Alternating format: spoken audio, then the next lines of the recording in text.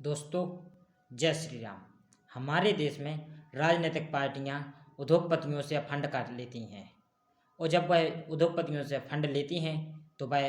उद्योगपतियों को वचन देते हैं कि हम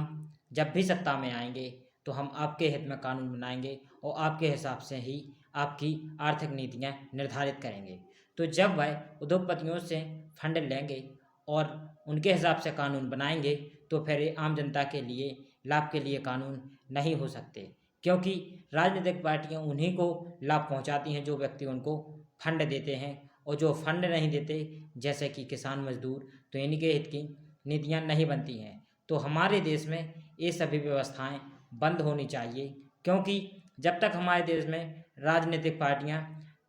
उद्योगपतियों का पैसा लेती रहेंगी प्रचार के लिए, तब तक गरीब और किसानों के लिए कानून अच्छे नहीं बन सकते, क्योंकि वह जानते हैं कि अगर गरीब किसानों के लिए कानून बनेंगे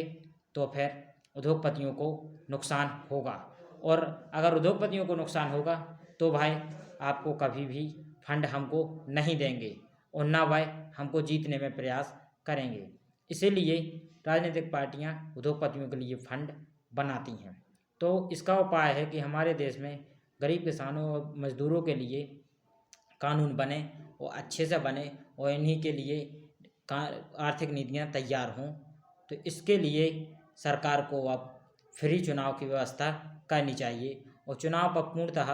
प्रतिबंध लगा देने चाहिए, जिससे कि ज़्यादा खर्च ना हो। चुनाव सिर्फ में हों तो वो कम से कम खर्च में हों, और जितना भी खर्च हो वह राज्य सरकारें और केंद्र सरकारें उठाने का प्रयास करें, क्योंकि तभी हमारे देश की राजनीतिक पार्टियों को धन की आवश्यकता नहीं होगी, तो वह उद्योगपतियों से